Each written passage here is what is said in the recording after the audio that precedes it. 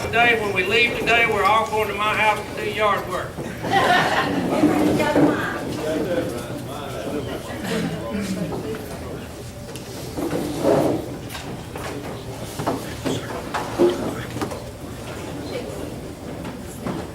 Good.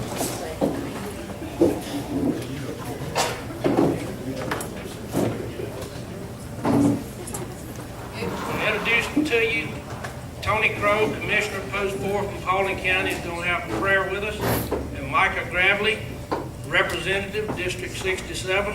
We're going to turn it over to Tony. Thank you. If you would, let's all stand and pray together. And then we raise the flag. He said, hold the mic close. I'm holding close. Let's pray together.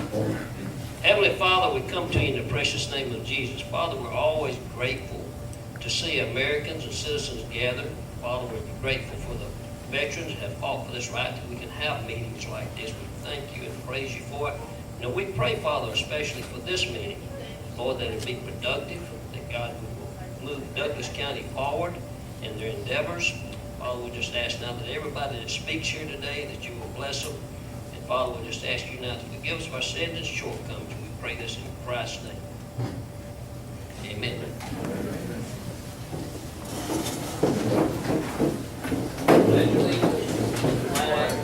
United States of America, to the republic for which it stands, one nation, under God, indivisible, with liberty and justice for all. Amen.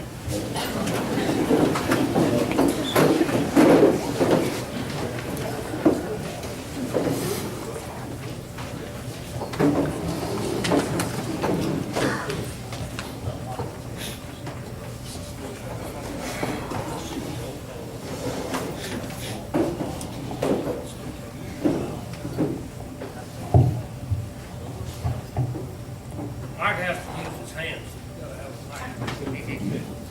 Well, good morning.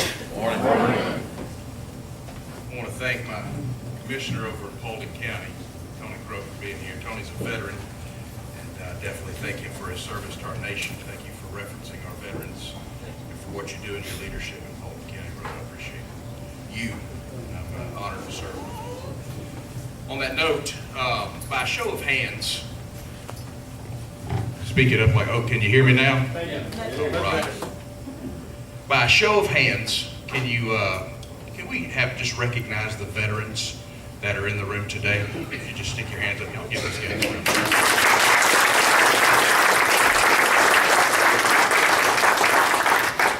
Thank you very much. Some of you may or may not know this, but before we can start our day at the Capitol, before our session can begin, in both houses of the chamber, the House and the Senate, we have by rule a devotion and time of prayer.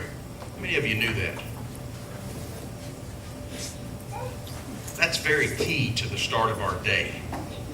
And it's why we pray at these types of meetings. Before we get started with our business, before we start the deliberation and the debate, we have a time of prayer. And I want to tell you why we do that. It says in the preamble of our Constitution for the state of Georgia, that which I swore an oath to uphold, to protect, as did Tony and the other elected officials here. It says in our preamble right here, to perpetuate the principles of free government, ensure justice to all, preserve peace, promote the interest and happiness of the citizens and of the family, and transmit to posterity the enjoyment of liberty. Now, this is key right here, and I want y'all to hear this. We, the people of Georgia, relying on the protection and guidance of Almighty God, do ordain and establish this Constitution. You see, we open our meetings like this because it's part of our fabric. It's ingrained in us. We know the importance of submitting ourselves and petitioning not a God, not a higher being, but Almighty God. So that our minds are in the right perspective, so that our ears can hear, and so that our eyes can see. and that we may deliberate with wisdom from Almighty God. I think that's very important for us to be mindful of. I think it's very important for us to realize every time we gather together. Over the last couple of weeks, I'm going to talk a little bit about why we're gathered here today. And I want to thank you. It's a beautiful day, and we hadn't had a lot of those lately. And so you could be any number of places, you could be doing any number of things, but you chose to be here. And for that, I'm thankful and I'm grateful to you. Thank you very much. I do have one point of conflict, Roy. I won't be able to make it to your house afterwards, but I hope that many of you can to help Roy with his yard work. Over the last couple of weeks, we have sat and many of you have gathered together. You've met, you've emailed, you've showed up at town hall meetings, you've made phone calls. And what I've heard on that end, I've tried to be at one of those meetings. I joined you at the town hall. And then the following day, it was mentioned to me, Micah, listen, I understand, but I understand where you are on this. And hey, thanks for showing up.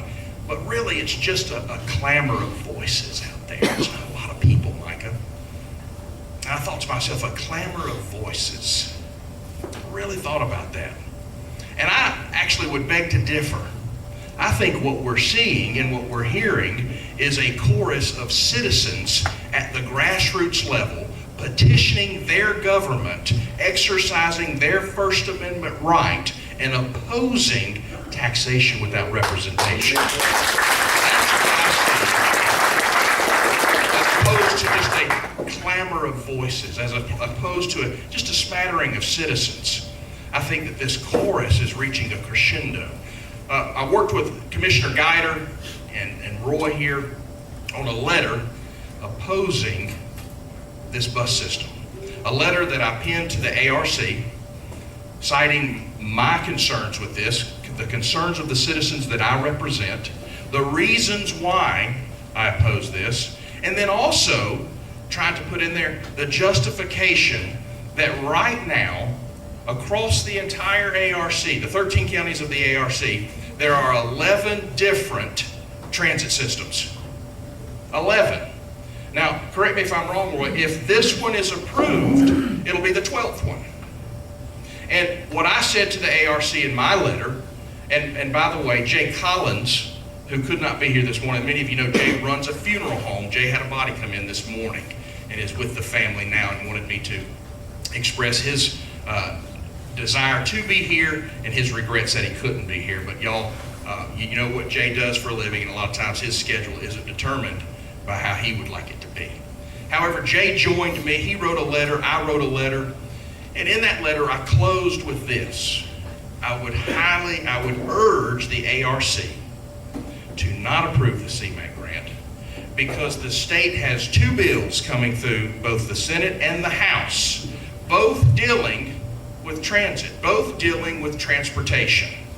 I do not think it would be wise for us as an individual county to implement a singular system while the state has yet to determine what they're going to do at the state level.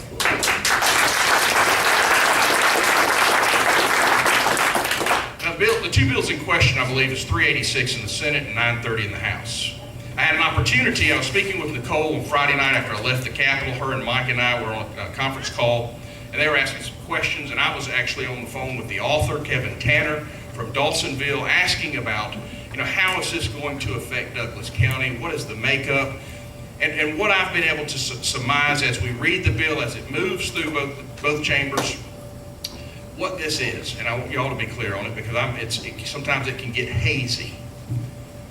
What this is it's called the ATL Commission Board, or the ATL Board. What they're trying to do is to consolidate, instead of having all these different regional transit systems, or instead of having all 11 different ones throughout the 13 counties of the ARC, they're trying to consolidate that to where they would just have one system. Now, Douglas is in the ARC. Paulding is in the Northwest Regional Commission. However, Paulding is part of Greta. They're in non-attainment, if I'm correct, all right? But they're in Greta, so Paulding was part of this map. So I obviously have to be concerned of what exactly is going on, what's going to happen here.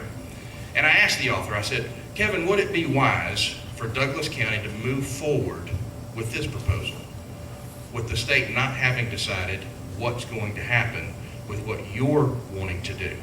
And he said, absolutely. My urge, or my advice to them would be to hold off, to not do anything, because you could end up spending more, Micah, on something that is probably likely to already come down the road for you from the state level.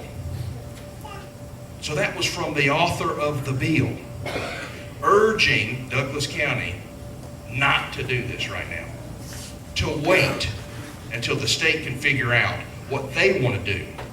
Additionally, what we talked about, and I asked Kevin, I said, well, Kevin, how is this going to be, how is this going to affect both Paulding and Douglas? And he said, well, what's going to happen is the ATL will reflect what's kind of the makeup of the DOT board. There'll be folks from each of the counties decided on by the legislative delegation and by the county commissioners. And they will choose members from that county, I believe it's one or two, I think it may be two, to go and be a part of the ATL board. That board will decide planning projects and how things are going to look, but it will be a consolidation effort. I don't know how I feel about that yet. I don't know if that's something that I agree with. I don't know if that's something I want to support going forward. But what I do know is that nothing needs to be decided until this bill has a chance to move through the House and we can have an understanding of how it's going to affect our local community, how it's going to affect you guys as taxpayers, how it's going to affect current systems already in place. This is like making decisions, spending money, allocating money, without any long-term idea of how the effect is going to take place on you as citizens. That's just not a wise fiscal idea. Another aspect that Kevin talked about was that they would, and I believe Cobb voted themselves out of this, but that the local community would submit projects to this ATL board. Now, and I may have some of this wrong, but this is in my limited short conversation on Friday night as we were leaving the Capitol with the author of the bill. The board would make a determination on whether or not this was feasible. They would make a determination on whether or not this was a good long-term plan. And that's a novel concept because Kevin said that they wanted to review long-term plans. They wanted to review financial impact. That's something this board would be considering. I've yet to see a long-term plan. I've yet to see a financial impact of the current one that's being proposed. I know many of you have asked for that. I know many of you have wanted to read those particular documents. And here I am speaking with the author of the bill who was saying, if we have this type of system, if this commission is voted in, what this board will do is review long-term financial impact, long-term studies. Is this appropriate for this county? Is this connectivity going to work long-term? So that was another aspect of a very wise thought, a very wise statement from the author of the bill. They will be able to apply for grants through this particular Atlanta Commission Board. But here's the thing. You will have, if this measure is passed, and again, I'm not saying one way or the other. I'm continuing to look at it. We've got a Senate bill that none of us have been able to look at. So we don't know how that differs or if it's the same as 930, the House bill. But your legislative delegation will have to partner with your commission to make a decision on who sits on that board. So there'll be the opportunity to petition those. And we want to make sure, and Kevin said this, Micah, whoever the community chooses through the legislative delegation, through the commission, make sure it's somebody that knows about transportation. Make sure it's somebody that has an idea of what they're trying to accomplish. This should not be a political appointment. This should be an appointment with somebody willing to sit down at the table, have an idea about transportation and the goals of what the commission's trying to accomplish, and be able to add value to the board. And here, we've got this current proposal that hasn't taken into consideration any of that. And we have a current proposal that once the state passes theirs, are we going to be locked into something already for a couple of years? Are we going to be tied to something and the state saying, well, we're sorry, but that's something you've already committed to, and our plans are different? Those are some of the concerns that I have as we go through this. Those are some of the concerns that I'm going to continue asking the authors of the bill, both in the House and the Senate. And I wanted to make sure that you guys at least had that perspective as we move forward. Roy's got a copy of the letter that I sent. Commissioner Jones has got a copy, or Commissioner Guider has a copy of the letter that I sent. But I can't reiterate it enough. Thank you guys for being here. Thank you for taking the time to engage. A lot of times we don't see, or we get an email or when somebody reads my newsletter and I get a reply back, man, it makes you feel good because you're sitting there thinking, they just read it. They cared enough to open it. They cared enough to click on some of the links and read the bills to see what we're doing down there that affects every one of you. Every one of you get affected by that. I'm affected by the votes that I take. My family's affected by the votes that I take. So it blesses me to see you guys engaged, to see you here this morning, to be speaking up, to petition your government and say, I don't think this is going to work, and I have not seen the plans, the proposal, or the long-term effect on how this is going to work, and that affects me and my family. So thank you for being here this morning. I cannot thank you enough. I appreciate you. Roy, if you want to write my cell phone number down, I'm going to give it to you right now. And I'm going to give you my office number at the Capitol. My cell phone number. And if Roy stops calling me sometime, my voicemail won't fill up. But I have to get that out again, will you, brother? 404-759-5876. My Capitol office number. I'll give you just a minute to write that down. It's 404-656-0152. My legislative assistant's name is Chelsea. And I am in office 401 at the Coverdell Leadership Office Building, which is known as the COB. It sits right next to the Capitol. So if you're down there, if you want to reach out, if you want to just send a text, if you want to call me, please feel free to do that. It's an honor for me to serve you. It's an honor. Many of you will send me a text or an email letting me know you're praying for me, and thank you so much. I not only enjoy those prayers and covet those prayers, my wife and my children do as well. And I can't thank you enough for that.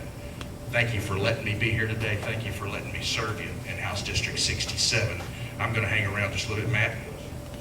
Question, yes? Could we have your Bank account number 646. for your newsletter? For my newsletter? Yes. My email for my newsletter. Yes. I post it on Facebook. Okay. So if you on our Facebook, on my webpage, Okay. it is www.micah, M-I-C-A-H, Gravely, GRAVLEY.com. There is a link to the newsletter on that. I'm on Facebook, so I would encourage you to connect with me there. And I post those links for the newsletter on Facebook so that you can open it there as well. Yes, sir. Mike, the information you just shared with us, are the county commissioners aware of that information? I would imagine that they would have to be, because the ARC's been working on this. We have representatives, City Councilman Adams, correct me if I'm wrong, our two representatives now in Douglas County to the ARC, there's two board positions by virtue of the elected office, would be Commission Chairman Ramona Jackson Jones and Mayor Rochelle Robinson. That is correct. How that works, there's two seats in there that each county is allotted. Now, if you've got a county, I'll just use Paulding for lack of a better example. The commission chairman goes and one mayor. So if you've got multiple cities, they would choose one mayor. However, since Douglas County only has one city that has an elected mayor, by virtue of that status, Rochelle gets on there, Mayor Rochelle. Any more questions? I'm happy to Who take some. else is on that ARC, Michael? I would, it would be the two, they would have the Just two from, those two from each county. So the 13 counties would have the commission chairman and one of the mayors in their counties as well, and that would comprise the board. All right, yes ma'am. Did you ever get a reply to your question on January 29th at the meeting? Not yet, I have not. You- Not yet. And I've taken, now you'll look, House Bill 930 passed the House overwhelmingly. I think there may have only been 13 votes. I was excused for about an hour from the floor in different meetings. So I did not vote on that particular bill. I will have a chance to vote on that bill when it comes back from the Senate. I'll also have an opportunity to vote on the Senate bill. So I want to be hearing from you guys. And I want you to also, when you see a vote count, I want to make sure y'all know how to read that sheet. You will have a Y for yes, a no for no, obviously, an N for no. You'll have just blank or an X, and then you'll see an E, which means excused. How the voting takes place on the floor is this. You're either present or you're not. And a lot of guys, if they don't, or ladies, if they don't want to vote on the bill, they just walk off the floor. It's called taking a walk. If you go to the clerk's office, if you know you're going to be discussing Senate legislation, you're going to be meeting with a senator, you've got constituents that have come up from the district, and you're in your office meeting with those constituents, and there is a vote taking place, what you're supposed to do is go to the clerk's office and say, I'm going to be excused at this time. I'm discussing a bill, working on a bill, or I'm with constituents who have come up from my district. So if you ever see just a blank X, that means that there was not an excused absence and that there wasn't a vote taken at all. And I want you to be mindful of that as you see that you know how to read those sheets, okay? Guys, I'll be hanging around. Again, thank you so much, and thanks for being here.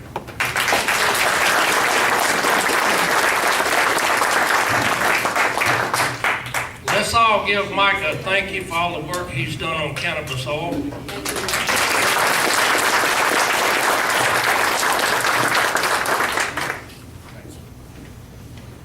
This time I would like to introduce the DCPAC Chair, Heather Dennis.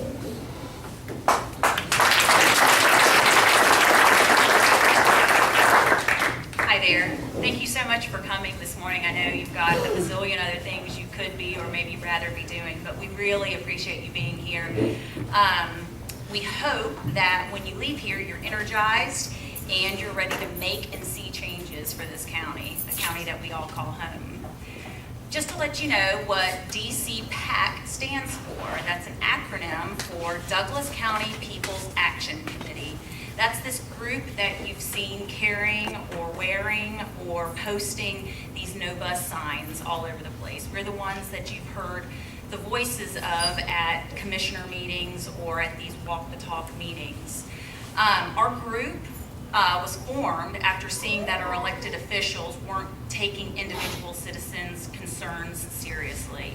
And this mostly happened after the walk the talk or the no bus or the proposed bus system town hall meeting that occurred on January the 29th. I think most of you either were there at that meeting or saw it on video. But that meeting, it became very obvious that citizens' voices were either not going to be heard or were not going to be taken seriously, and that was very much of a concern to us, and that further action was going to happen. There were a group about 20 people that have been meeting on a consistent basis since that meeting. And from that meeting, we've put together a committee that kind of oversees the running of meetings and helps us to keep organized and move forward and stay true to our mission, which is to hold elected officials in the county responsible and accountable to their citizens, their constituents. That group of 20 was just kind of a consistent group that constantly showed up to our meetings. But from that, we put together a formal committee. Myself was appointed as the chair.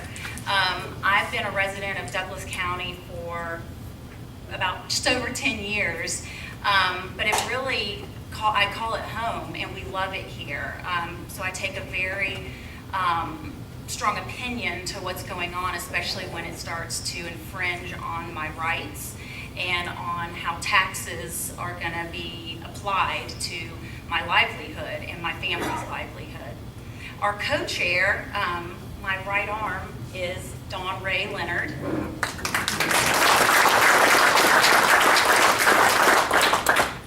Our secretary, she's new to the group. She agreed to help us out just the other night, Kathy Beveridge. She's sitting back here at her table. And our treasurer, Jennifer Osborne, is sitting next to her. We also felt it really important that there would be representation from each district or ward in the county. Those people are our PR people, for lack of better words, in those areas. They're the ones that we trust to get the word out to other citizens, whether it's by email, Facebook postings, door to door. I know some people go door to door. And right now, the people that are representing the districts that we have filled are as follows. Julie Arnold Camp is for District 1. Justin Mears is District 2. Kelly Honey, District 4. Teresa Phillips, Ward 1. And we have lots of available positions for Wards 2, 3, 4, and 5. Those are the city areas. So if anyone's from that area or would like to take over that area, we would love to talk with you. We also have advisors that are helping us because some of us are not experts in this field. I'll speak for myself. I'm an interior designer and a mom. That's what I do. I have no political background. I have no government background. That was never my strong suit whatsoever. Sometimes I feel like that hurts me, but my husband reminds me, no, you're a citizen and you have strong opinions and you're educated and you can think things through rationally, and that's why you're there. And you are a very good representation of the average citizen. So that said, we do highly respect our advisors, and some of those are Roy Sparks. I'm sure you all know him very well. Brian Miller, and I saw him come in. And we've also been working from a legal standpoint, getting advice from Mike Miller, who couldn't be here, he's sick, and also getting help, boots on the ground, from Nicole Miller, who has decided to actually step away from the board. She was originally part of the committee, but she stepped away from that to actually run for, what district? District 1 Commissioner.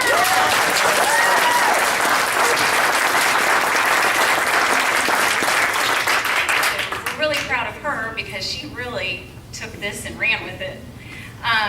Together, this group, and with the help of citizens who want to be involved, are working to hold our elected officials in Douglas County accountable to values that often get pushed aside, and those are transparency, fair representation of the people, sound financial planning, respect for due process and procedure, responsible stewardship of county assets, and above all, truth and honesty in all their dealings. Those are the things that we consistently see, whether it be from a bus standpoint, a park standpoint, whatever the case may be. That is what's lacking when we are involved in these meetings, and that is where citizens come into play. We have to hold these people accountable to truth.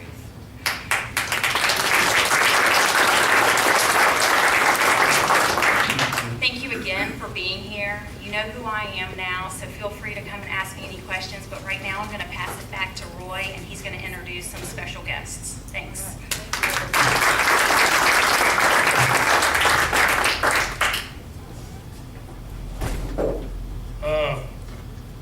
Just so I think you left out the part that we're about to hire an attorney, Go for it. let everybody know. Elected officials in attendance, would you please stand up?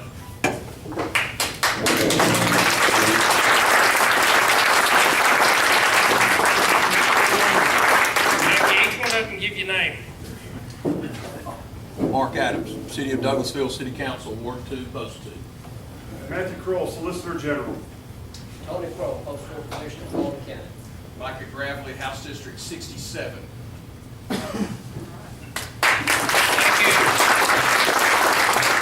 Any agenda, if you're running for office in Douglas County, please stand up. And you get 2 minutes to introduce yourself. Start from the left to the right. Hang on, let me get the mic to you. I don't need a mic. Okay. Hey, I'm Francisco Hartley. I'm running for Board of Commissioners, District 3. I'm the pastor over here at Midway United Methodist Church. I've lived here in Douglasville for 14 years. I'm retired military, veteran of Desert Storm and Iraqi Freedom. And I just want to be the new voice, the new face, new ideas, new energy here for District 3. And so that's why I threw my name in the hat. My name's Leonard Amundsen. I've lived here 27 years. I decided to run for office as I seen our county going the way it is now. I'm for free enterprise. I understand that this bus system, if you look at Atlanta, the trolley system, how that went down the tubes. Since I've been here, every project that we've had has gone by a knee-jerk reaction. I'm a Vietnam veteran. I seen what happened down at Boundary Waters. There was another knee-jerk reaction. We spend money like drunken sailors. The government doesn't tell me what I need. I tell the government what I need.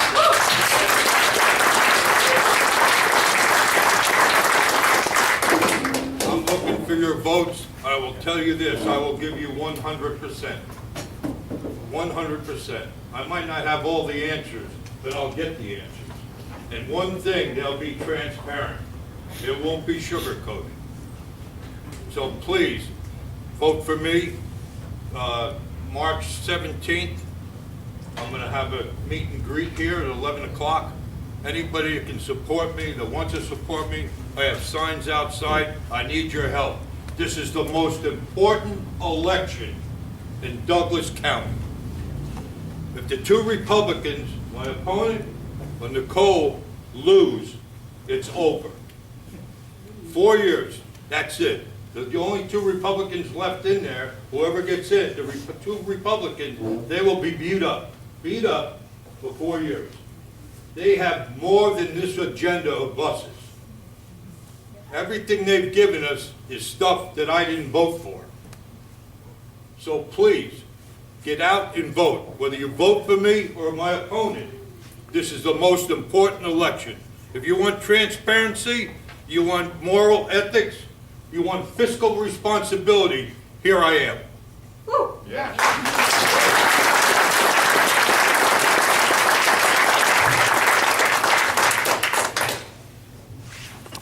Hey you guys, for those of you who don't know me, I am Nicole Miller and I'm running for District 1 BOC. Do I need Can't hear you. You can't hear me. Oh. Is that better? Yes. All right. Nicole Miller, I'm running for District 1 BOC. I did not write a speech. You can say it was cute. Ask her for your vote. I'm sorry. Ask her for the vote. You got my vote, Nicole. Thank you. I am a Douglasville native, for those of you who may not know me, born and raised. My grandparents were a builder and developer and a broker, so I watched the community grow. It was a great place to grow up. We did move away for a few years, about 4 of them. I came back as soon as I could. This is home for me. Now as a parent, and I'm watching my child grow up, it's not the same community that it was when I grew up, and I want those same opportunities for my child and for his children and going forward. I realize that there's a complete lack of transparency. You're not taking us seriously, and we need change in the office, and that's why I'm running. And I'm asking you all for your support, and I thank you all for being here and for your support.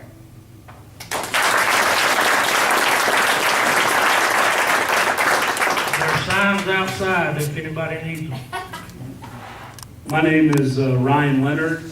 I'm running for district attorney here in Douglas County. I'm currently the chief assistant district attorney I've been in that office for approximately 12 years, a little under 12 years. Brian Fortner is the current DA, and those of you that follow Facebook and the Sentinel may know he's about to be appointed judge, state court judge. I'll become acting district attorney upon his swearing in as judge. And so hopefully for at least the rest of this year, I will be the acting DA. I will have all the legal authority of the district attorney, but I'll have to put acting in front of my name because I won't have been appointed or elected. That being said, I'm running for election in November. I have one opponent that I'm aware of right now, and that's a lady named Ms. Racine, who ran against Mr. Fortner 4 years ago. She's lived here approximately 10 years.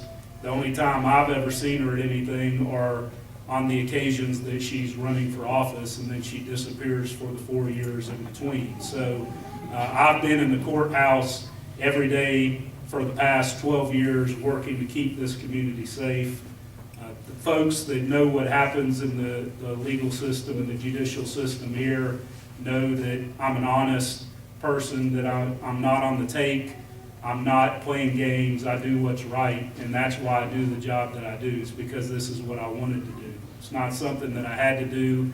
It's not something that I couldn't find another job and kind of fell backwards into this. This is what I set out to do. I went to law school to become a prosecutor, and I've been a prosecutor my entire career. That being said, I appreciate this organization and the people in this room because you all have a very similar agenda to my agenda, which is truth and honesty. You know, and politicians so many times feel like if they have the votes, if they have the support, they can do whatever they want to do. And I think the Democrats currently in Douglas County are of that mindset. They think because of the way the elections went last November, they can do whatever they want to do and nobody can stop them. And so I appreciate this group of people that are getting together, that are motivated to try to stand up and say, listen, what y'all are doing isn't right because y'all haven't followed the procedures and the policies that are in place. Y'all are trying to do backdoor dealing. Y'all are trying to make things and shove them down our throat without the people having a say and being able to voice their opinion. So I appreciate that from your standpoint. And as district attorney, I can promise that I will look at any sort of public corruption and investigate it from a standpoint, law enforcement standpoint. That doesn't mean I'm saying every decision that politicians make that y'all don't agree with is criminal. I'm not saying that. I mean, there's many decisions politicians make that your primary and only recourse is to vote them out of office or public discourse. But I am saying that if I ever see evidence of criminal activity by any elected official or a regular citizen that isn't elected in this community, I will investigate and prosecute those crimes. So I would appreciate your support. I'm running for office in November. Have a primary coming up. As of right now, I'm not aware of any competition in the Republican primary, but we'll find out next week. Thanks.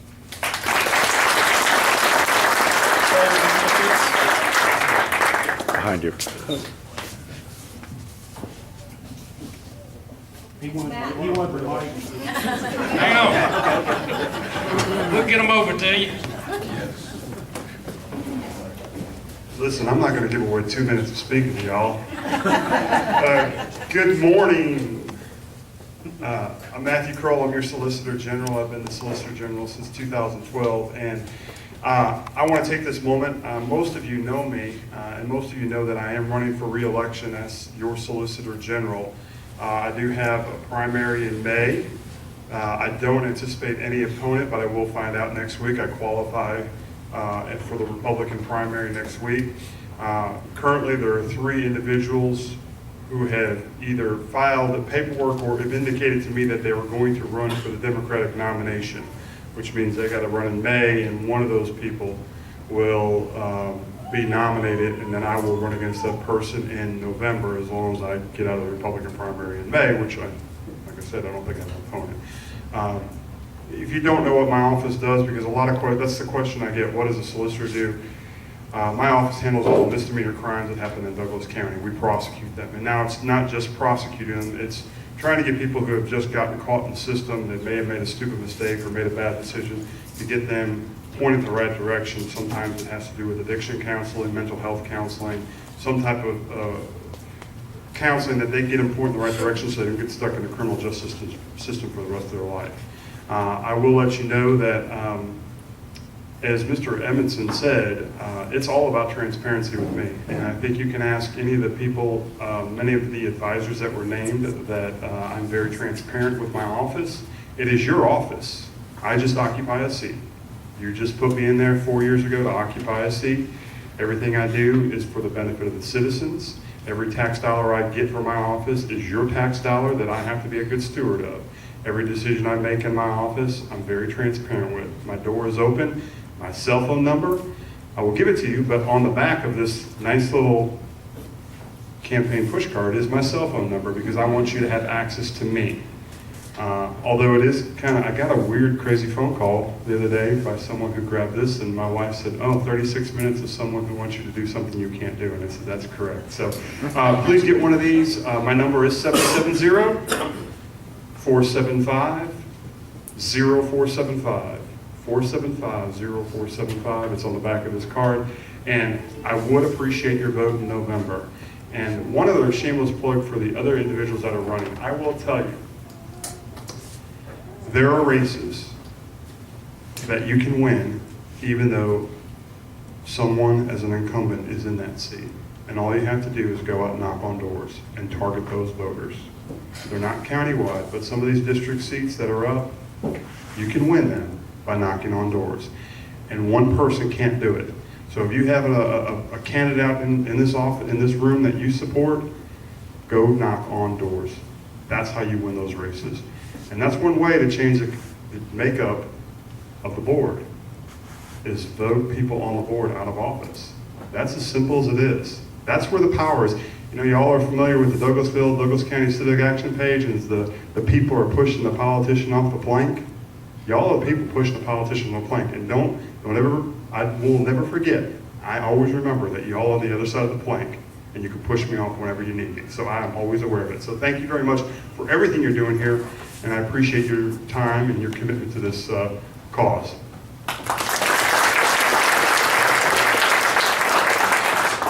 How many of you think we need to change the voting powers we have at the Board of Commissioners today? Help us get out. We've got to get the vote out. Not only the vote, these people need a little bit of monetary support. We got a bucket back there too. Just so you know, at the end of the meeting. Two more. Yeah. Hush, Roy. Go ahead, Tom. I told you I'm from Halton County, and I'm running for re-election. I talked to Mike. I said, reckon I ought to say something. He said, don't miss the opportunity. Listen, he knows. Mike is a great guy, and I'm not going to say anything except I always endorse Micah. But I'm running for re-election, and then I'll assure you that some of the elected officials that I sit on the board with are working hard to get me off. There's a reason for that. The reason is my slogan on my sign says it's about people, not politics. And I've stood on that platform when I went into office. We had some issues that we've dealt with, and I've stood firm. I haven't changed my mind. I'm not wishy-washy, and that's what you want to look for in a candidate. And down here, you guys look for the candidate that's the strongest. Look for integrity more than anything. If a man has integrity and will stand there no matter what, that's the person you need to be voting for. But who knows? Some of you guys might have a mama, a brother, a sister, a kid living in Paulding County. I've been Tony Crow. Vote for it. Thank you. Thank you. Listen, I do want to let y'all know I'm running for re-election. I live in Douglasville. I'm just over the Paulding County line. So if you go north on Doris Road, when it turns into Baker's Bridge, right there on Ridge Road, it's where me and my family, my wife's family, are raising our three girls, Hope, Bella, and Abigail.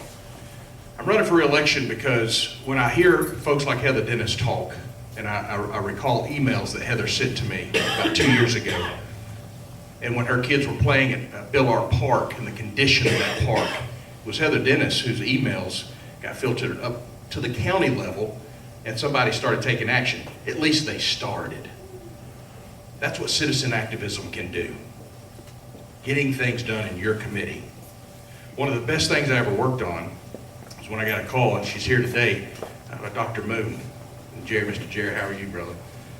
When the state was trying to unjustly acquire part of the property she owned and not compensate her for it. They were trying to hide it from her. We were able to work through the proper channels, and that worked out just fine. When a firefighter in Douglas County shows up, the old mill fire, and 4 months later, I'm at his funeral because an unknown cancer had rapidly taken him due to his service as a firefighter in protecting this community. We went across the state and found out firefighters didn't have any protection. They didn't have any stopgap within the very industry that they work in from the diagnosis of cancer and everything that they're exposed to. When we found out that the Atlanta media markets were trying to exploit 7 families in Douglas County after the floods in '09 and use it as sensationalism to get their stories and their ratings up, we were able to go to the state and block them from being able to do that from here on out. There's a lot of work to be done.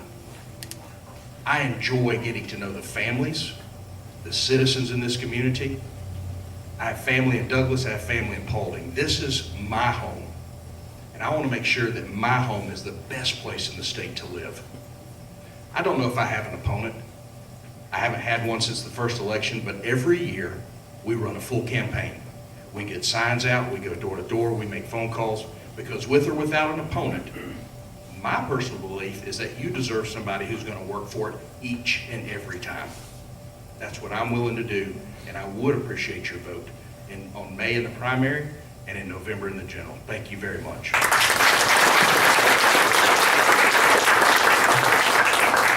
Thank all of you. At the end of the meeting, we are going to have a question session, so if all of you will hold your questions till the end, there will be a question and answer section at the end.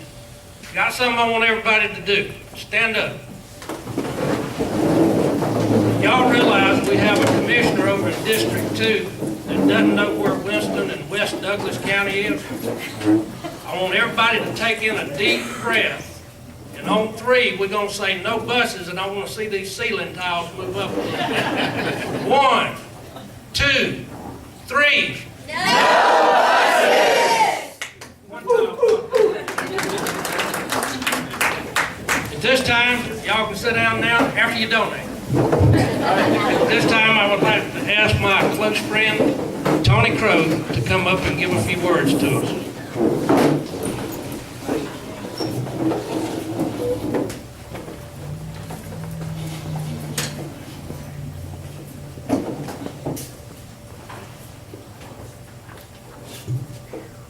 Right is right, even if all oppose it. Wrong is wrong, even if all is for it. William Penn wrote those words, and when I was a young man in Vietnam, I didn't do a lot of devotions, but I got that out of a devotion book. And I have lived by those words. From time to time it comes back to me that no matter what, right is right. It don't matter who opposes it. And wrong is wrong, I don't care who's for it. Now, I told y'all just a second ago that I was running for re-election, and there's people in places that don't want me there. It's not the people in the public. Of course, each candidate, I have 3 of them. These candidates have been put out there to put me out so as the county can go on with some of their shenanigans. And here you're going to see a lot of that on both sides. You got people here today that I feel like with all my heart want Douglas County to be a good county. And they got something they want to fight against. Now there was, how many veterans here a while ago? One Vietnam veteran, remember him? You know, we took the oath to fight against foreign and domestic enemies. And sometimes in our local government now, you have domestic enemies.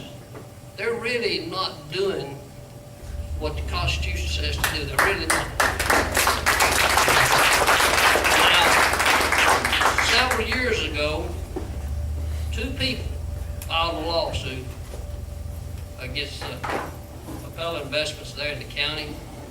Two people that started with, look, I'm looking here, and Roy was involved in a lot of this, and I want y'all to know Roy Sparks is tenacious. He don't sleep. My wife always says, does he ever sleep? I said, I don't think so. Do you sleep, Roy? Very little. Very little. Very little.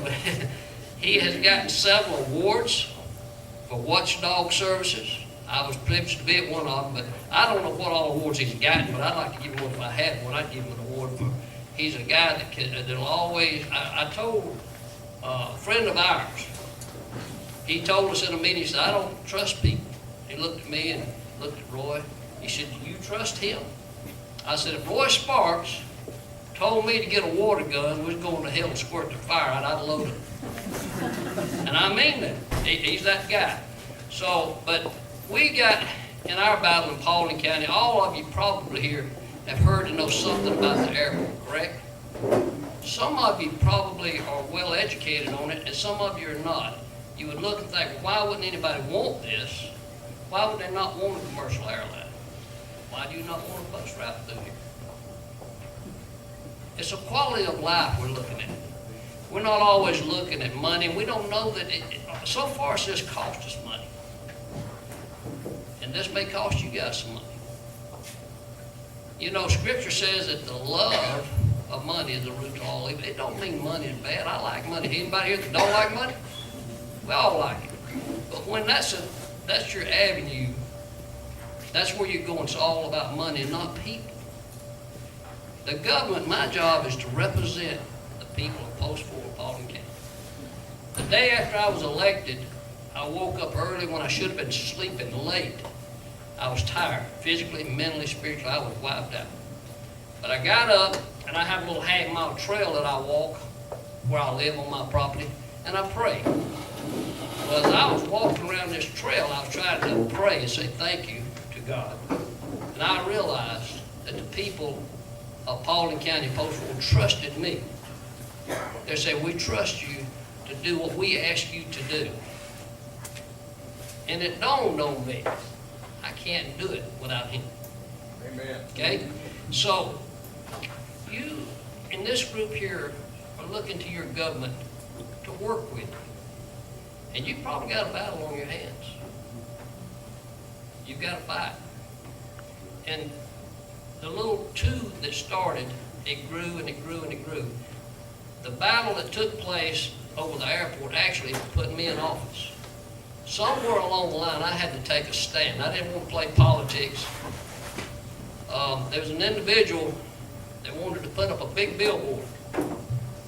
There was 3 commissioners standing against the commercialization of the airport. 2 of them said they were going to back out. It was too hot of an item and didn't want to tie us all together. He called me late one evening. He was upset. He never called my home phone, but he called it. It was pretty late. And he said, I need to know, are you going to put your name on that side? Big billboard, anti-commercialization, everybody's going to see it up and down the busiest highway in the county. He said, you going to put your name on it? I said, well, I told you I would. He said, well, the other 2 backed out. Both these men are still my friend. They're great guys. I love them. I trust them. But at that moment, I got off the phone with him and I talked to my wife. She said, where do you really stand on that airport? And I said, I don't like it. She said, it's an easy decision. It wasn't playing politics whether I would get elected or I would not get elected. So I called Roy back. I said, put my name up there, Roy. So anyhow, I want y'all to know that with Roy, y'all have somebody that'll back you and stay with you. And we have fought this battle now for over 3 years. They're trying now to get me out of office. They're running 3 candidates against me. And we have got to the point of mediation. I've never been in mediation. And some of you have. Where's our lawyer? He's back here. But mediation, they tell me that there's going to be several entities in separate rooms. And we're going to mediate and possibly get rid of these lawsuits, get rid of all. The 139 is a permit for commercialization of an airport. It was filed for illegally by the airport director who had to answer to the Board of Commissioners. Now, I was not on this board at that time. He didn't do that. He just applied for it, said, we're gonna do this anyhow, we don't care what they say. And I'm gonna back up. 1975, the county voted on Atlanta having a second airport out there. The margin was defeated hugely. They let it lay dormant until 1999. They had a special election for the airport and a water reservoir, for buying the land for a water reservoir. The water reservoir was approved. The airport once again was turned down. They didn't pay the voters any attention. They went out and got a grant from the state, built a general aviation airport. To me, and I describe it like this, it's sort of like having a daughter come home pregnant out of wedlock. What do? You simply embrace it. I love you. And we go on.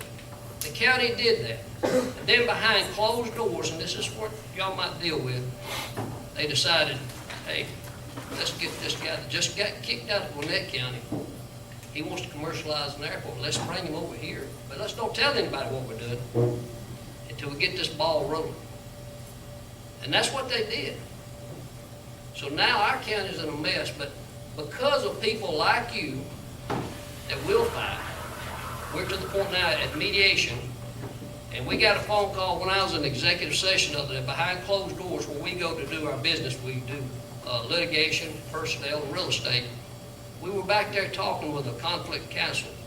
He got a call, said, look, we don't want to go to mediation, which means we could solve this problem. We can get rid of it. We don't want to go until after the election. Well, so you guys have got your fight cut out for you. I believe you're up to it. This is a big crowd for it. Is this a first time meeting on this? This is a big crowd. This is one. And, you know, like I said, you go look on the side of my truck, the side up, it's about people, about politics. I believe y'all are people. And you're the ones that we answer to. No matter what, we answer to you. If you say yes, if I don't like the yes vote, guess what? I got to back it in. If you say no, it's my job to say, okay, they said no. And I'm not going to change my mind. And so hopefully that your local government will be that way. And anybody here know what a rhino is? In my county, it's full of them. We've got our share, but they run as a Republican because they knew they couldn't get elected as a Democrat. The first time I voted, I was 18-year-old, I was in Vietnam, I voted with an absentee ballot. My daddy was a dyed-in-the-wool Democrat. I mean he was. Union man. I really didn't understand. I had a guy from Indiana, of all places, sit down and we went through it and we talked. So I voted for Nixon and I've been voting that way ever since. Tell you a quick story, true story, sort of comical. My dad, the last two times he voted, we voted for Bill Clinton. I took him to vote. He'd say, you know I'm killing your vote. I said, that's the American way. It's okay. Vote. I fought for that right. You vote. When he was dying on his deathbed, they called the family, and there's 6 of us kids. We got in there, and everybody got tired. They said, well, he's going to die. He's not going to wake up. He had not spent one night alone in that hospital. We left. I got me a sandwich. I went back, sitting at the foot of the bed. He woke up. He said, hey, my mouth is dry. Will you give me some ice? I said, yeah. I was excited. My dad was not a Christian. So he had asked me numerous times, 30-plus days in the hospital, said, am I going to heaven? I said, Dad, I don't know, but I can tell you how to get there. And we would pray to no avail. Well, that night, when he woke up, I gave him that ice in his mouth. He touched me with a hand I never felt. Looked at me with eyes I've never seen. Spoke to me with a voice I've never heard. And he said, everything's right between me and the Lord. And I just rejoiced. But then he said something that just blew me away. He said, I'm sorry I voted for Bill Clinton. Said, that guy ain't no good. If you get right to it, you get to be a Republican. You're kidding.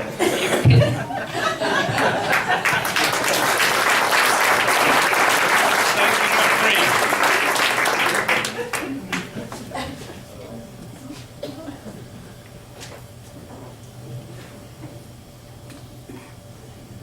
I would like to bring Heather back up again to speak due to the fact that Ann Guider could not be with us today.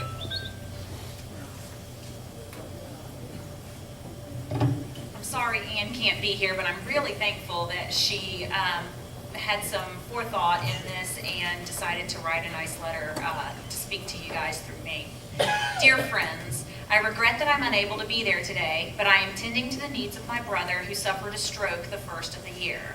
I do want to say how encouraged I am to see so many people getting involved in our county government, fighting against the unwanted direction in which it is being steered by some. The bus system presented in the amended CMAQ grant application in October 2017 is not the system the BOC envisioned in 2015 when we ordered the transportation study. The BOC wanted to address those unable to get to their appointments, their doctors, to shopping areas, to government buildings, etc. inside the county, inside Douglas County.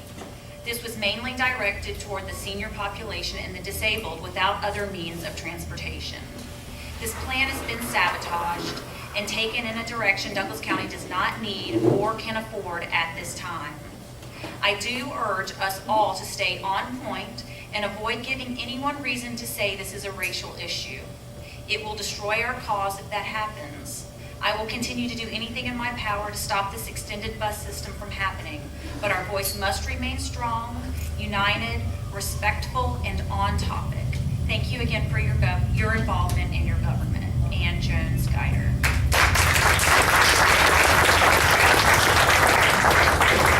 I'm going to try to give you a short story of what happened with the bus system and how it all started. February 3rd, 2015, county approves contract for $179,618 for transportation services study, 80% federal money. Note, this was a needs-based study, not a feasibility study.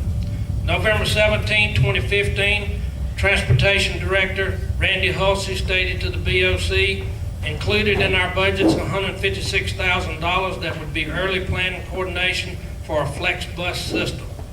February 16, 2016, presentation of transportation services study to Board of Commissioners. June 20th, 2016, Board of Commissioners work session. Pay close attention. Gary Watson stated we are starting with the smaller recommendations from the study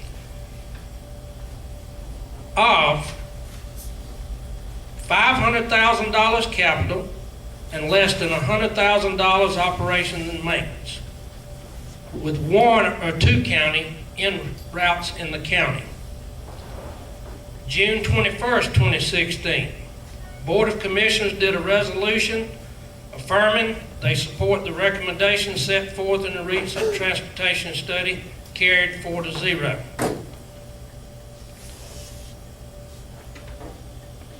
That was back under the previous administration. That's where they approved to do a bus route, but an in-county bus route. That was under the previous administration. So they did vote and approve to do the bus route. But it was also put to the people that it was for disabled and retired. May the 16th, 2017, resolution whereas Douglas County Board of Commissioners authorized the finance of the bus system startup operations funding application with Atlanta Regional Commission in the amount of $800,000, $1,600,000 of the total amount local match required. 2 routes were submitted with the application. And after that was submitted, they then go to the city and want the city's support. The city had been kept out of the loop through the whole process. And in the midnight hour, they wanted the city to write a letter of approval for the CMAQ grant. But the city had been left totally out. September 9th, 2017, a PO was issued for consulting services to Kinetics Transportation Group. Kinetics is also a consultant to MARTA. And while this was being done, Commissioner Kelly Robinson was behind the scenes trying to set up a connection with MARTA to come to the table. Unbeknownst of the other commissioners, he was working behind the scenes.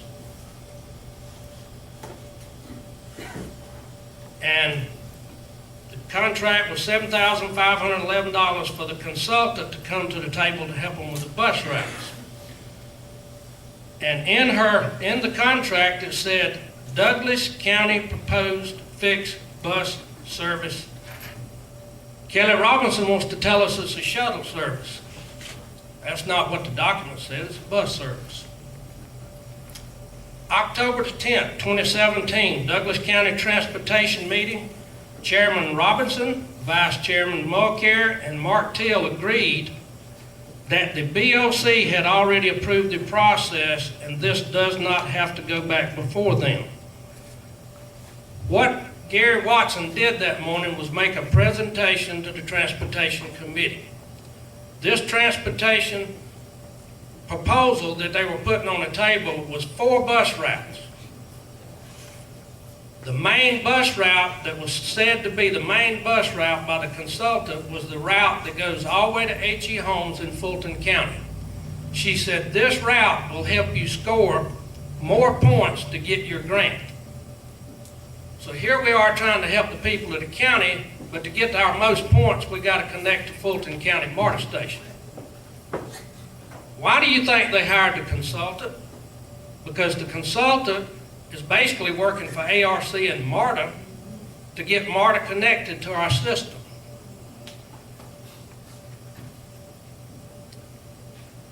Said they've already approved the process and this doesn't have to go before them again. When you change an application that affects money and cost, when a board previously approved it and submitted it, when you do an amendment to it, don't y'all think it needs to go back before the whole board to vote on and not go behind the door? And a committee that has no power. They are a suggestive committee. They have no power, but they took power in their hands to tell Gary Watson to submit the supplement that he just presented. Vote was taken, motion carries. Gary asked again, he said, am I being given permission to do this supplement? They said yes. That was on October the 10th. October the 13th, 2017, Gary Watson submitted that supplement to ARC, which included the H.E. Holmes route. Now remember October the 13th. Then it was presented to the board in a work session, that same proposal, October the 16th. They laid it out in front of the commissioners in a work session to talk about for a few short minutes. Ann Guider asked a lot of hard questions. Why are we going to Fulton County? Never got voted on. And that's where we got a serious problem. When we got commissioners doing things without a vote, just like the bike lanes that were put in on Riverside Parkway, $650,000 spent for bike lanes that never was in the budget, never voted on. I got a problem with that. And they submit it to ARC before they even give it to the commissioners to look at. Anybody see a problem with that? Where I come from in Alabama, that's called a backroom, backdoor deal. At this time, I would like to introduce Stephanie Allworth. She works in economic development, to share a few words with us. I'm going to take the road away. I'm a walking tire. Thank you so much for having me here today. My name is Stephanie. I used to work for the City of Douglasville, and I currently work for the City of Powder Springs in economic and community development. And my interest in this particular issue, I live in the city limit in the City of Douglasville and in the county. And my interest in this issue is all about policy. It's about who we elect and what we're going to allow to happen. So as citizens, you elect representatives that are going to be your stewards for your tax dollars. They're going to be those people who create the policies that put the tax policies in place and put other policies in place. Currently, we're in a situation, as Mr. Sparks has just outlined, that process is not being done in a manner that is transparent. It's a process that's not been done in a manner that has any type of due diligence involved in it. When we were at the bus meeting, the walk the talk meeting, I personally asked Ms. Jones, did you do a feasibility, did you do a sustainability study? And the answer to that was yes. The answer to that is no. They absolutely did not do their due diligence. They did not do a feasibility study. The video that was shown prior to us being able to ask questions at that meeting, Mr. Holsey got up there and said, this is not a feasibility or sustainability study. So they're using information and they're spinning that information to convince you, the taxpayers, you, the voters, that due diligence has been done with this project. It absolutely has not. And I want to really reiterate at this point what Micah said about the House bills and the Senate bills. Wednesday was crossover day at the state, and both of those bills crossed over. Senate Bill 386 crossed over, House Bill 930 crossed over. I've read both of those bills. 930, as he mentioned and spoke a lot about, does have some opportunity for citizen input. Senate Bill 386 does not. Senate Bill 386 creates the ALT, which is the Atlanta Transportation Link. Your representatives, once that passes, will be your mayor and your commissioner chair. It will not have citizen input. Where we're at this point, just like Micah said, is that we need to really make it clear to our elected officials what we want. There will be opportunities in both of those bills to submit proposals, transportation plans and proposals to the state, to the ALT, for them to vote on and for them to allocate monies to support those proposals. Where we're at now is, as this group really needs to focus in and create a unified voice, demand that feasibility and sustainability study, demand that they do not go forward with that grant and take that $1.6 million match and flush it down the toilet, because that's what's happening with that. The landscape in the 13 metro counties that are going to participate, that'll be affected by one of these bills passing, and one of these bills will pass, and that will go into effect in 2019, the landscape for transportation changes dramatically. It will no longer be done on a county by county basis. It will be done through this commission. And just like Micah said, there are some great opportunities with this because it will be consolidated. But the representation that we currently have, in my personal opinion, does not have our best interest as taxpayers or as citizens at heart. So where we stand now, and I just applaud everyone who has become a part of this path, because you can make a difference. You can send those emails, you can send those letters, you can attend these meetings and be a part of what this committee is trying to do. And this committee is trying to consolidate those who are against these types of transportation expenditures into one voice so that it's heard loud and clear. If that voice is continued to be ignored, then you have to look at the future and vote better representation for yourself into office. And that means we have to really look at our community and look at our neighbors, talk to our neighbors, talk to the business people, get people more involved. I am thrilled that there was such a huge turnout, not just at that Walk the Talk meeting, that was amazing. But here today, on your Saturday, taking your time to be a part of this, to be that voice, that consolidated voice, that will go and say, this is our plan, this is what we want. It's representation by the people for the people. It is not their decision. They're taxed with that when they're elected, that they have that ability to make those policy changes. That is the power that they are given. But they need to understand that they have to take into consideration the people that put them into office and the tax dollars that pay for those decisions. I just wanted to stand up and say that it's so important that we look at the bigger picture from a longevity perspective.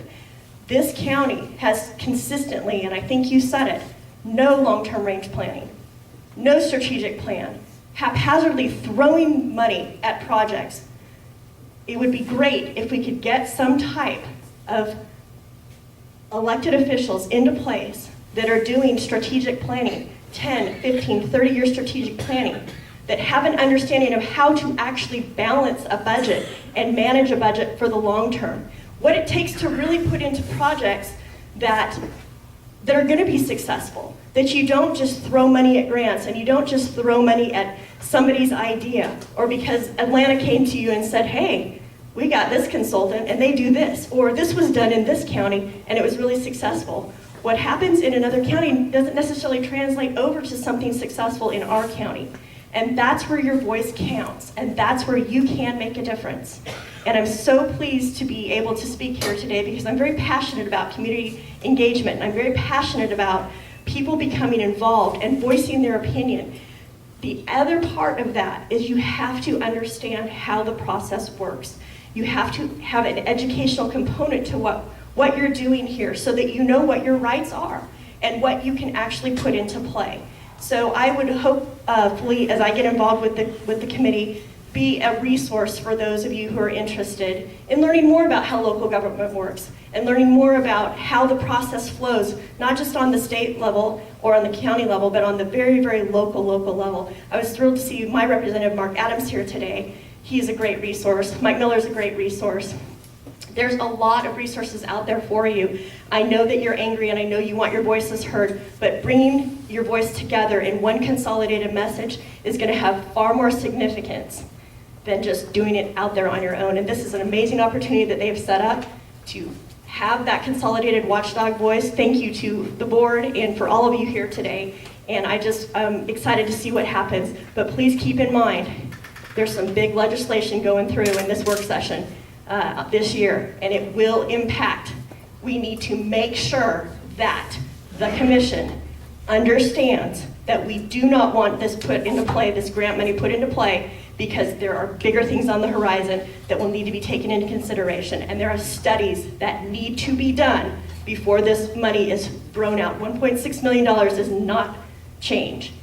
There's a lot we could do with that in the interim. So thank you so much for your time, and I appreciate the opportunity. Thank you. I do want to back up and make a correction on the May 16, 2017 resolution. The person that typed this up had 800,000. The resolution was for 8 million, with the county's max being $1.6 million. I just want to correct that. This time, like with any meeting, you get to a point you got to pass the offering plate, right? Dawn, come forward.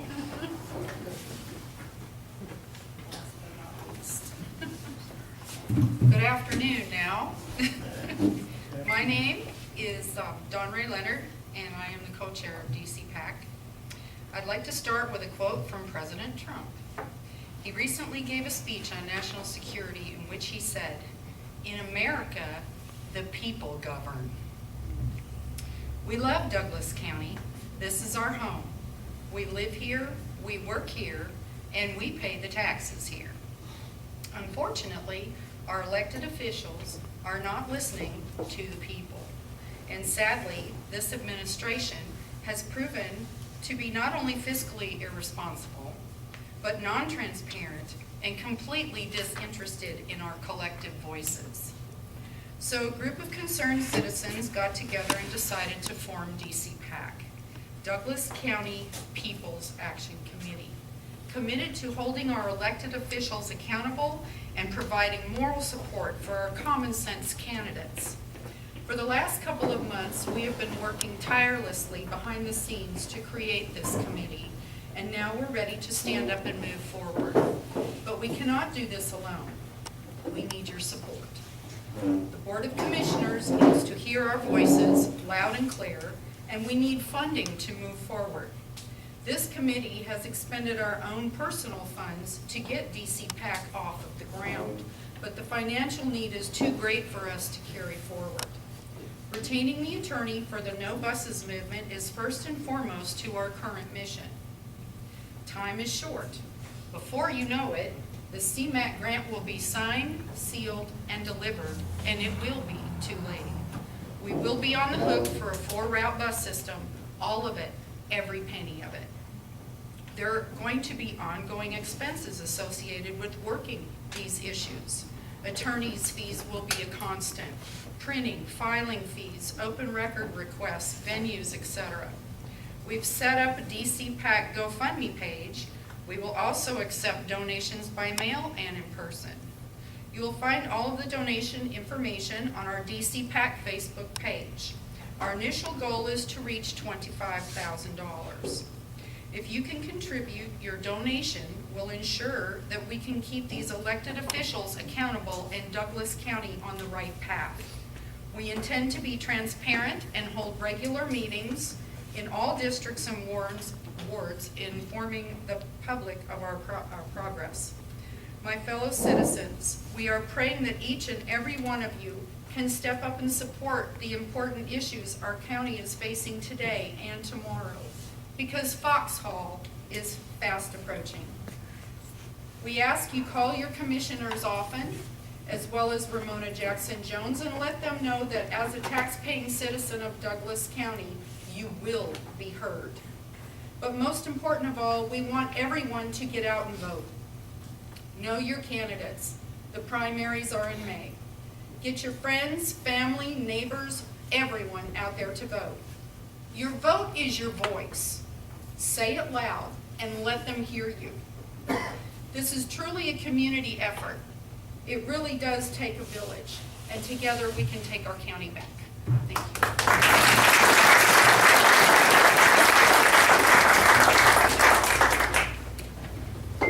She touched on a subject near and dear to my heart, Foxhall. I know Foxhall from here to here. There's a call meeting next Thursday, 9:30 a.m. Board of Commissioners. I want to see how many people will show up and wear a red shirt. We can't speak other than our shirt. They're going to make their third presentation to the Board of Commissioners. So undoubtedly, Plan 1 and Plan 2 hadn't passed. We're looking for Plan 3. People, this is a dangerous project for this county. 30 years. 30 years of encumbered money. No tax dollars off that project for 30 years. He will have gotten back the amount of money he spent to build it by not paying property taxes. We need some people to show up at Thursday's meeting. And later on, we will have a Foxhall meeting, and I'll give you the one-on-one Foxhall course. I've got documents. These are the documents on the bus system. This doesn't touch the documents I have on Foxhall. And like Tony said, I'm tenacious. I do open records, document after document.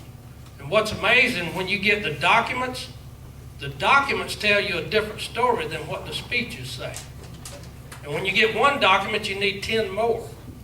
Just like when I exposed the fact that this committee voted and gave authority that they didn't have, I proved that through open records and documents. I first of all sent in a records request that I said, I want to know when the supplement was submitted to ARC. Send me some documents.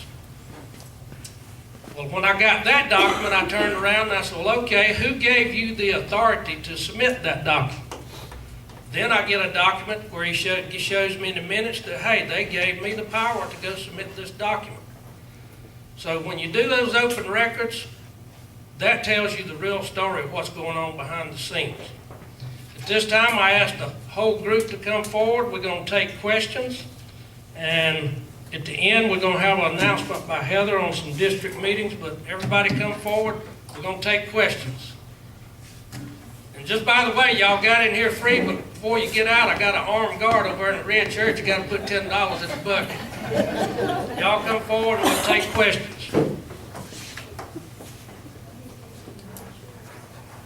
Anybody got a question?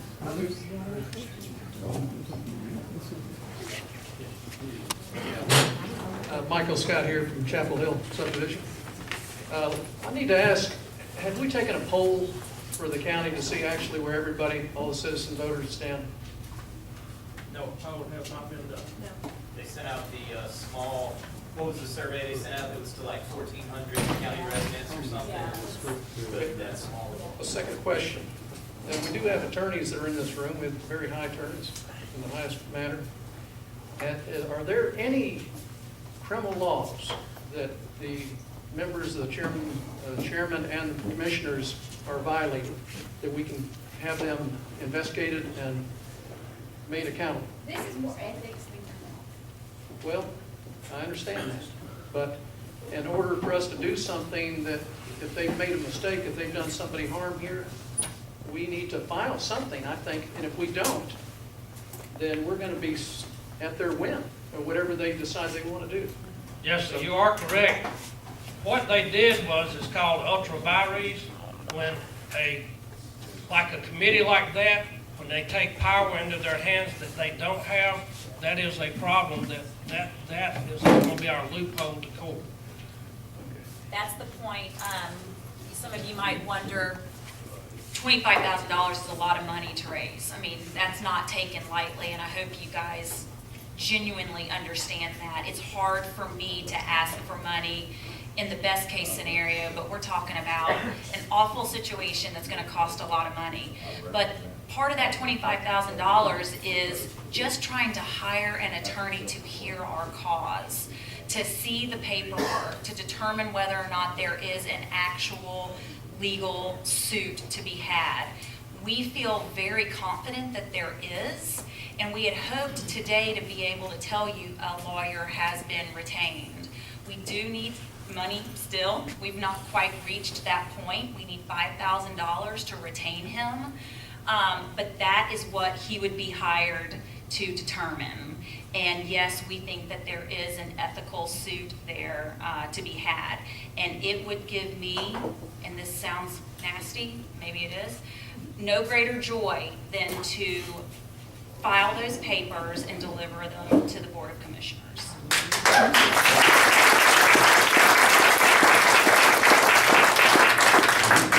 Any other questions?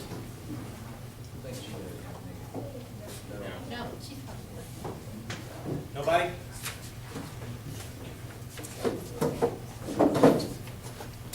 A few other points. We've got several tactics in which to attack this bus situation. Legal is number one, because this has surpassed any of our areas of expertise, certainly mine as an interior designer. But that's number one. The other things are going to be appealing to ARC, that the application that was given to them or applied for by our Board of Commissioners was not factual. There are line items in that application that are not truthful. One of them being that there was a concerted effort to include the city council. That was not the case. The city council was not involved in this planning at all. Another item is that there was a feasibility and sustainability study done. There was not one. Please file an open records request and try to get one. There is not one to be had. Certainly not one that's been provided. So we are definitely going to be appealing to ARC on that. We're also discussing a recall election. That recall election is for the recall of Kelly Robinson as District 2 Commissioner. The reason for that is because he's the guy, he's the gentleman who has gone around the backs of the people and done things under the table without proper voting procedure. That should be a big concern to everybody. He's the one that's running the Transportation Committee and the Financial Committee for the Board of Commissioners. Those two are very big committees. They are suggested committees. They are not be-all, end-all committees. They have no voting power. So for him to be able to go under the radar and get things passed, there's got to be a legal problem there. So those are the three big ways we're tackling that. And seriously, keep your eye on this state legislation, because it is significant. Either one of those bills, once they're passed, then we have some gun power after that. We truly do. And we can come to them and say, listen, now you're going to be a part of the ATL. You need to stop. You need to stop this project right now, because now you're a part of the ATL, and that needs to run its course before you start throwing money at a personal agenda project. So that will end in March. March 29th is the last day that they're in session.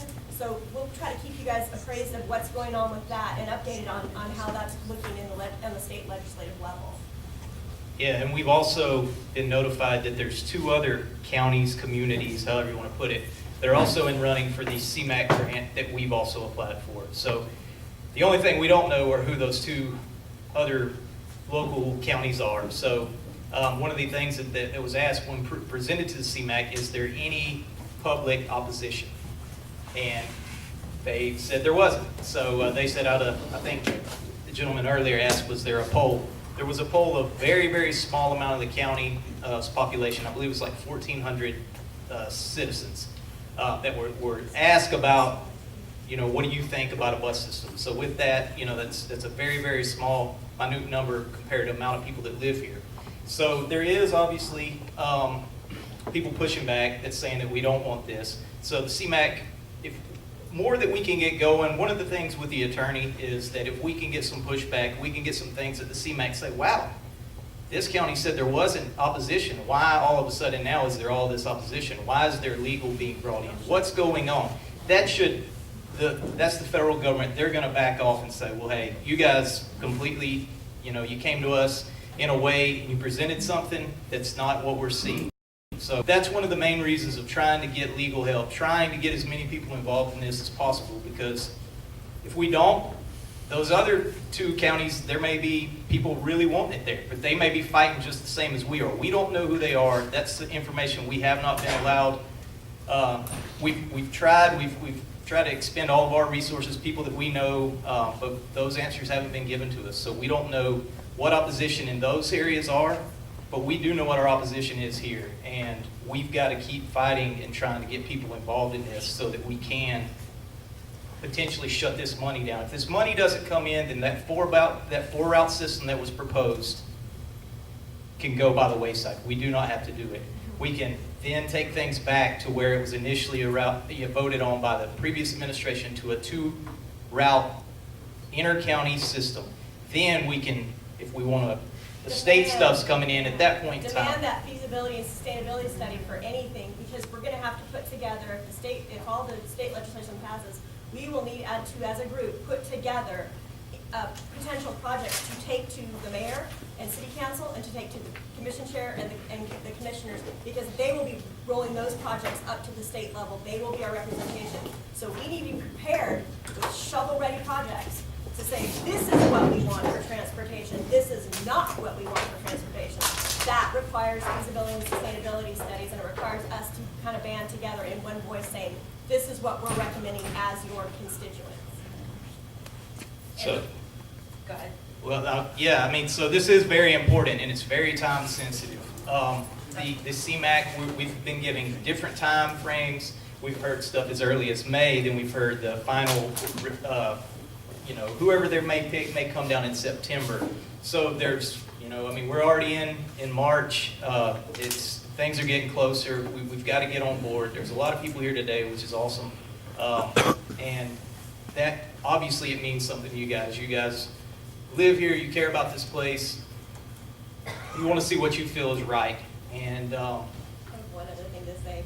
The Senate Bill 386, it allows rail to come out here, by the way. yeah. So not only are we fighting this small little system that's going on now that's obviously going to be replaced when this stuff comes in, but what is going to happen is they're going to take the money that's our tax dollars now, waste it, and then this system's going to come in and override it. So if we can fight to save what money for the massive community, whatever it's called ATL, right? Yeah, ATL, because we can't, yeah. So we need to get on board, get this, try to resolve what we can right now, and then obviously we're going to have to tackle this next.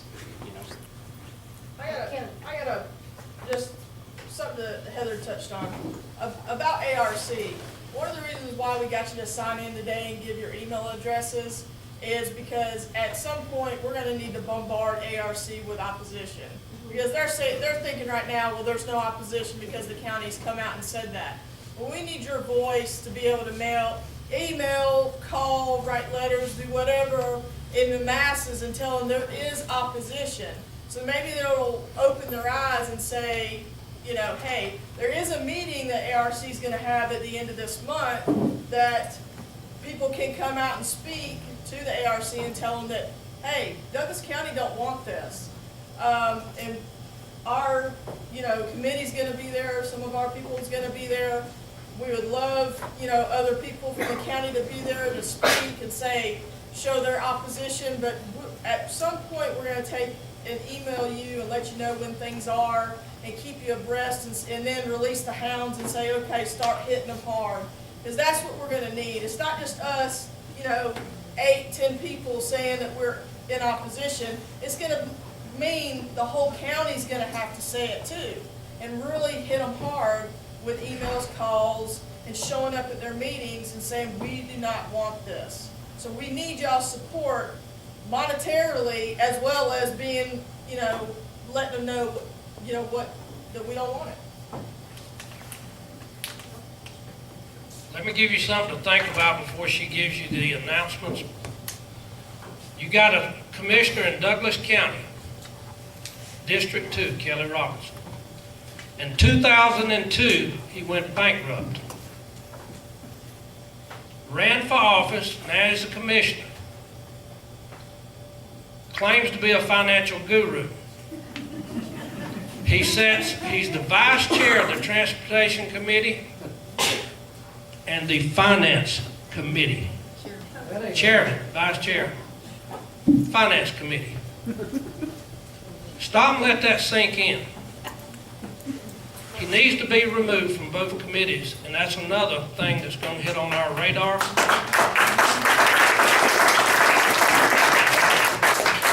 Because that needs to be done soon, because the path he's taking us down is not the path I don't think we want to go, right? Heather, I'll let you close out with the announcements.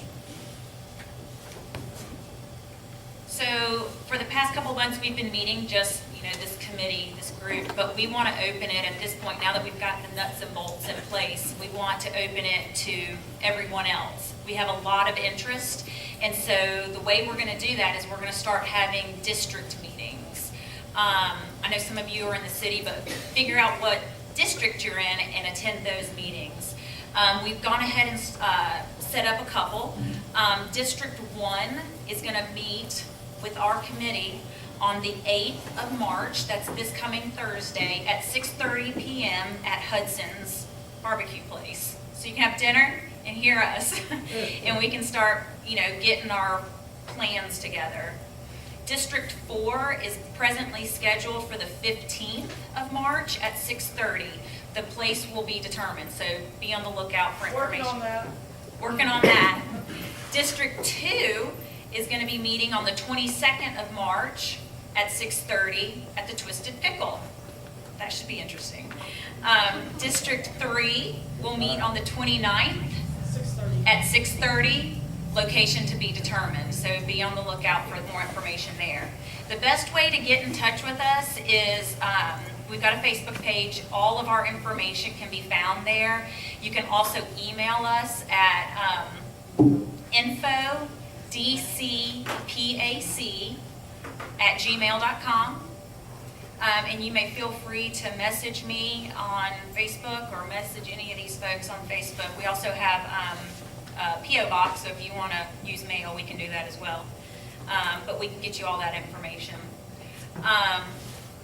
Just in closing, I really do want to tell you guys how much we appreciate you being here. It's been a long meeting. I don't think any of us really anticipated it to be this long, but we really do sincerely appreciate you being here. It means a lot. I really hope that you leave here with a clear understanding of who we are, what we're about, and what our mission is.